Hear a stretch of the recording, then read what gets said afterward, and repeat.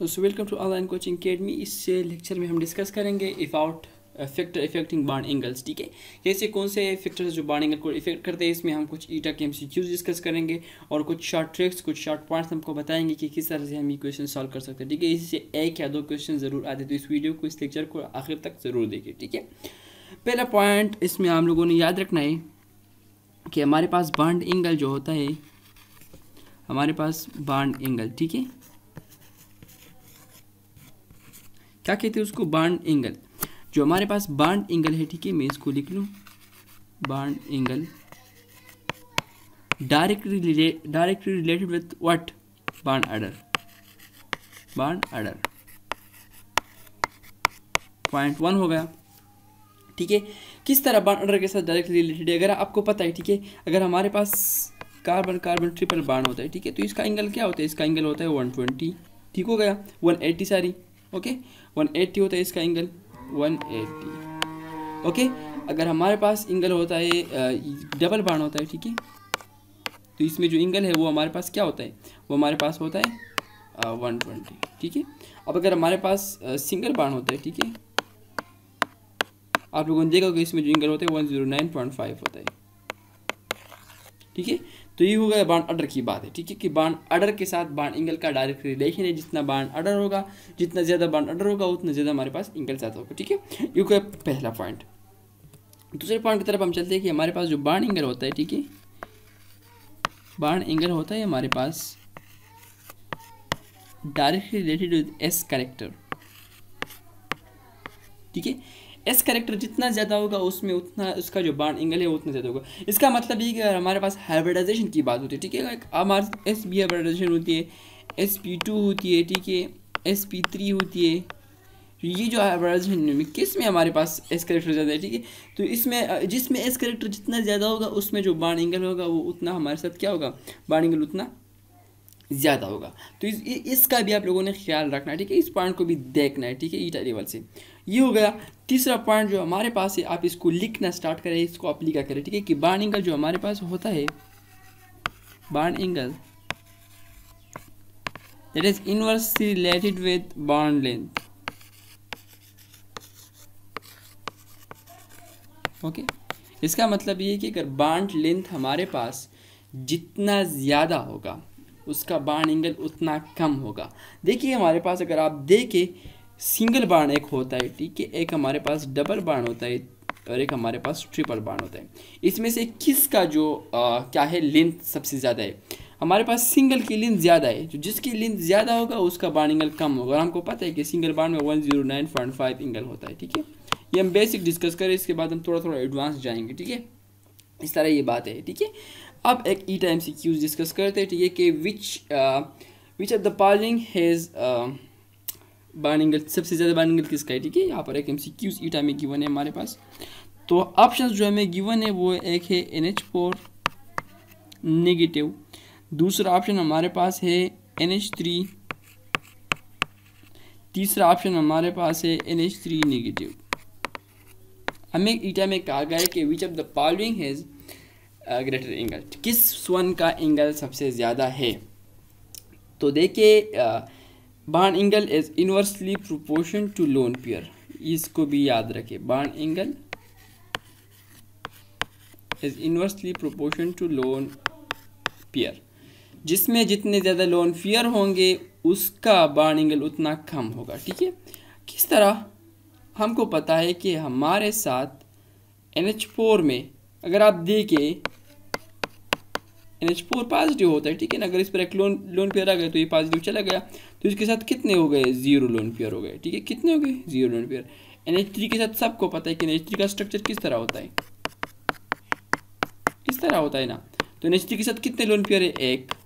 NH3 negative एक और आ गया, तो मतलब इसके साथ 2 लोन पेयर है। ठीक है, अब हमारे पास मैंने आपको बता दिया कि जिसका लोन पेयर का रिलेशन है बॉन्ड एंगल के साथ इनवर्सली। तो अगर हमारे पास NH3 में 2 लोन पेयर है, ठीक है ना, सबसे ज़्यादा NH3 नेगेटिव में, तो ये सबसे बॉन्ड एंगल इसका सबसे कम होगा। सबसे जो बॉन्ड एंगल सबसे ज़्यादा होगा वो NH4 नेगेटिव का होगा। Okay, so you got it. Okay, आप इसको हाइब्रिडाइजेशन के थ्रू भी यहाँ पर आप हाइब्रिडाइजेशन भी अप्लाई कर सकते हैं यहाँ पर, ठीक है। अगर आप हाइब्रिडाइजेशन अप्लाई करें आपको फिर भी पता चल जाएगा। यहाँ पर एक लोन पेयर है, ठीक है, और यहाँ पर एक लोन पेयर है, 3 बाण है, तो यहाँ पर 4 है, तो SP3 हाइब्रिडाइजेशन है इसका। इस तरह इसको भी वह उससे भी कर सकते हैं, लेकिन यहाँ पर जब लोन पेयर की बात आ जाए तो लोन पेयर के लिए आप ये इस्तेमाल करें कि bond angle is inversely proportional to lone pair. Okay, so ये भी हो गया। नेक्स्ट पॉइंट की तरफ हम चलते हैं कि हमारे पास एक क्वेश्चन ईटा में गिवन है, ठीक है। जो प्रीवियस वाला मैंने आपको बताया उसको अगर आप अरेंज करें तो अरेंज इस तरह करें, ठीक है। NH4 negative has greater bond angle than NH3 and has greater than NH3 negative. Okay, ये तो होगा, ये तो आपने लिख लिया होगा, ठीक है। अब एक MCQ है हमारे पास कि which one of the following is greater bond angle. हमें ऑप्शन गिवन है, सॉरी, हमें ऑप्शन गिवन है I2O, नेक्स्ट ऑप्शन है BR2O, नेक्स्ट ऑप्शन है Cl2O, नेक्स्ट ऑप्शन है उसको में क्या है हमारे पास F2O। हमें बताया गया है क्वेश्चंस में कि which one of the following has greater bond angle, ठीक है। पूरा ऑप्शन है, आप सोचे खुद भी आप इसको कर सकते हैं, लेकिन यहाँ पर देखिए हमारे पास एक और फार्मूला लिख लिया यहाँ पर कि बॉन्ड एंगल जो होता है, बॉन्ड एंगल, इसको मैं BA लिख लूँगा, bond angle is inversely proportion to हमारे पास the electronegativity of surround atoms. याद रखिए इसको, ठीक है। किस तरह होता है, bond angle is inversely proportion to the electronegativity of terminal atoms और सराउंडेड एटम्स। तो इसमें से ये सारा तो सेम है, ठीक है। इसको देख, अगर ये सारे सेम है, अब हमने देखा इसको हेलोजेंस को देखना, ठीक है। इसको कहते हैं M2O टाइप, ठीक है। M एज हियर हेलोजन, ठीक है। तो अगर इसमें से ये टर्मिनल ग्रुप है, ठीक है ना, किसका इलेक्ट्रोनेगेटिविटी सबसे ज़्यादा है, फ्लोरीन का इलेक्ट्रोनेगेटिविटी सबसे ज़्यादा है, तो इसका मतलब है कि बॉन्ड एंगल SF2O का सबसे कम होगा, ठीक है। I2O को देखे, आयोडीन की जो इलेक्ट्रोनेगेटिविटी सबसे कम है, तो इसका मतलब ये है कि इसका सबसे ज़्यादा बॉन्ड एंगल होगा। तो इसको अगर हम ट्रेंड इसका लिखे तो इसका ट्रेंड इस तरह होगा, I2O has greater bond angle than BR2O has greater bond angle than Cl2O has greater bond angle than F2O. So this is also one of the important point of view। ये भी हो गया, ठीक है। अब हम नेक्स्ट चलते हैं कि नेक्स्ट हम क्या क्या कर सकते हैं, ठीक है। अच्छा, एक और फार्मूला लिखे कि bond angle is inversely proportion to bond angle is inversely proportion to the size of central atom, ठीक है। सेंट्रल एटम का साइज जितना ज़्यादा होगा बॉन्ड एंगल उतना कम होगा, ठीक है। जितना कम होगा सेंट्रल एटम का साइज उतना बॉन्ड एंगल ज़्यादा होगा। ये भी हो गया। एक और फार्मूला याद रखिएगा अपने साथ के बॉन्ड एंगल जो होता है, इस पर हम प्रैक्टिस भी करते हैं, ठीक है, कि bond angle is directly proportion to the electronegativity of central atom. Surrounded के एटम को, सराउंडेड एटम्स की इलेक्ट्रोनेगेटिविटी को इन्वर्सली रिलेशन है, ठीक है। जो हमारे पास सेंट्रल एटम है उसको हमारे पास बॉन्ड एंगल क्या है, वो डायरेक्टली रिलेशन है। इसका आप ये एक MCQs के थ्रू हो जाते हैं। इसके लिए हमें एक MCQs गिवन है कि which one of the following has greater bond angle. Options हमारे पास है NH3, PH3, फिर है हमारे पास ASH3, फिर है हमारे पास BiH3, इसको ठीक है ना। अब हमारे पास देखिए, हमारे पास मैंने आपको बता दिया कि जो हमारे पास सेंट्रल एटम होता है, जो उसकी इलेक्ट्रोनेगेटिविटी जब ज़्यादा होगी तो हमारे पास बॉन्ड एंगल ज़्यादा होगा। तो यहाँ पर नाइट्रोजन है, यहाँ पर तो हमें पता है कि ये सेम ग्रुप है, ठीक है। Same group down the group electronegativity decrease होती जाती है, ठीक है। तो इसका मतलब इसका ट्रेंड किस तरह होगा कि NH3 greater bond angle than pH3 greater bond angle than ASH3 and it is greater bond angle than BiH3. So that's easy find. So इसको भी आप लोग याद रखें. Because down the group electronegativity decrease and when electronegativity decrease, so down the group bond angle will also decrease. So keep remember this point. Okay. अच्छा next is आप देखिए ना हमारे पास एक अदर ग्रुप, मैं एक और ग्रुप को लेता हूँ. इसको देखिए H2O, इसको देखिए H2S, इसको देखिए H2SE, इसको देखिए H2TE. ग्रुप को आप किस तरह याद कर सकते हैं? इसको मैंने याद किया था SC टिलिनार पावर. क्या था इसको अगर मैंने याद किया था? SC टिलिनार power. इंग्लिश में लिख ले तो OS मतलब 80. देख सकते हैं आप 80 टिलिनार पावर. इसका मतलब ये कि ऑक्सीजन, ये सल्फर, जो भी है और जो भी है, ठीक है, मुझे नहीं पता. तो इस तरह आप इसको याद कर सकते हैं. ठीक है, सिंपल इजी. तो अब इसका ट्रेंड किस तरह होगा हमारे पास? ये हमारे पास आ गया था H2T. ठीक है, इसका ट्रेंड क्या होगा? ये सबसे ज़्यादा होगा, फिर ये. तो इसको हम इस तरह लिख सकते हैं. ठीक है, इसको मैं थोड़ा साइड पर ले जाऊँ.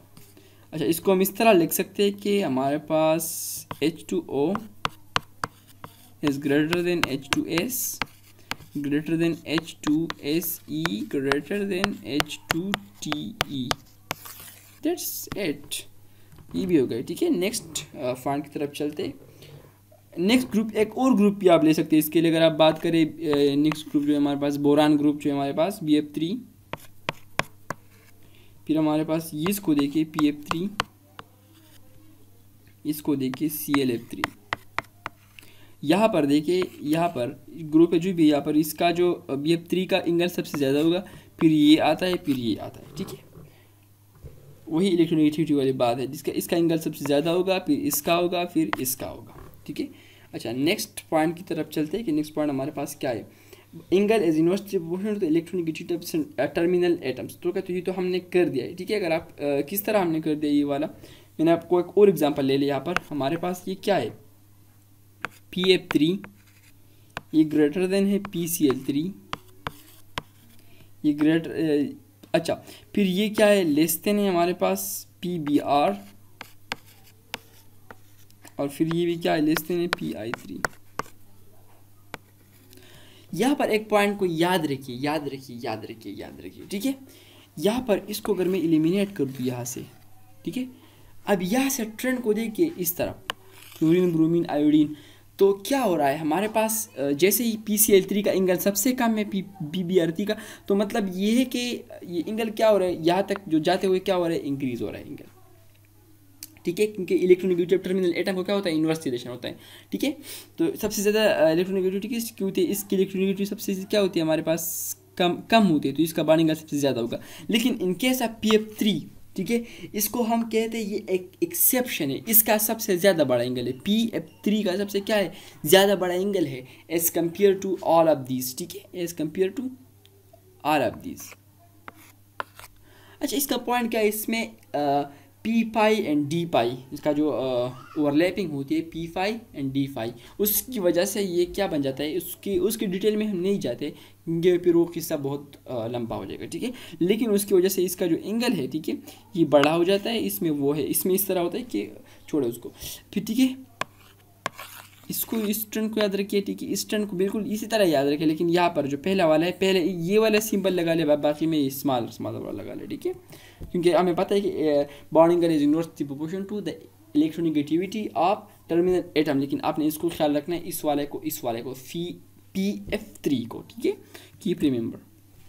अच्छा, नेक्स्ट हमारे पास है PF3 वर्सेस PH3. मैंने आपको बता भी दिया.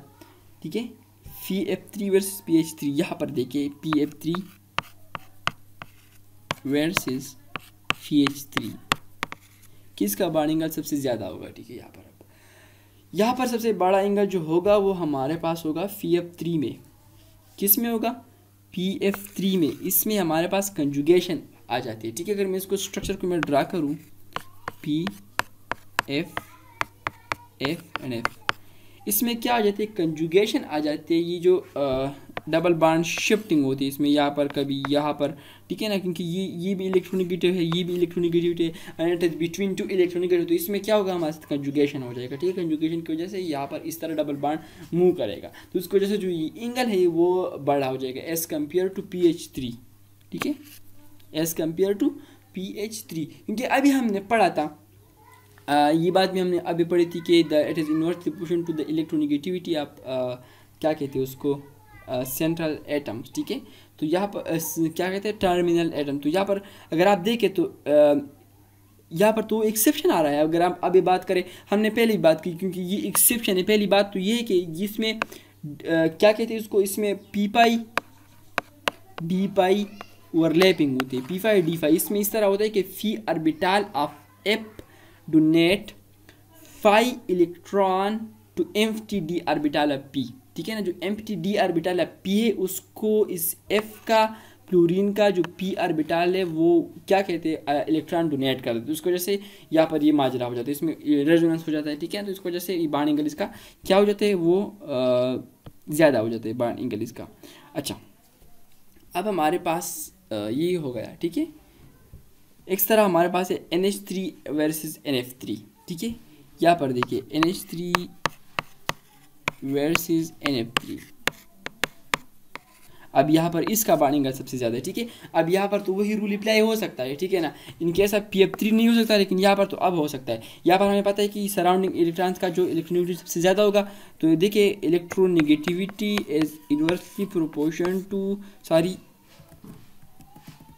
Bond angle is inversely proportional to the electronegativity of surrounding atoms। ठीक है, तो सराउंडिंग एटम में यहाँ पर फ्लोरीन है, इसका इलेक्ट्रोनेगेटिविटी सबसे ज़्यादा है। तो जब यहाँ पर एक चीज़ ज़्यादा है तो इसका मतलब है यहाँ पर एक चीज़ डिक्रीज हो जाएगा। ठीक है ना, तो यही पॉइंट्स थे। और यहाँ पर अगर आप इसको देखें तो ये हमारे पास, हम इस तरह भी कह सकते हैं कि ये हमारे पास सेम एटम्स के पास है। ठीक है, तो क्या कहते हैं उसको, ये था आज का लेक्चर। होप आप लोगों को समझ आ गया कि क्या माजरा था। ठीक है, कि मतलब हमने क्या किया क्या नहीं किया, तो इससे आप लोगों को अंदाज़ा हो सकता है कि, ठीक है, अगर आपको समझ नहीं आ गया कुछ पॉइंट्स तो आप नीचे कमेंट में भी बता सकते हैं हमें। ठीक है, और अगर वीडियो पसंद आएगा तो चैनल को सब्सक्राइब करें और खुश रहिए। Thank you.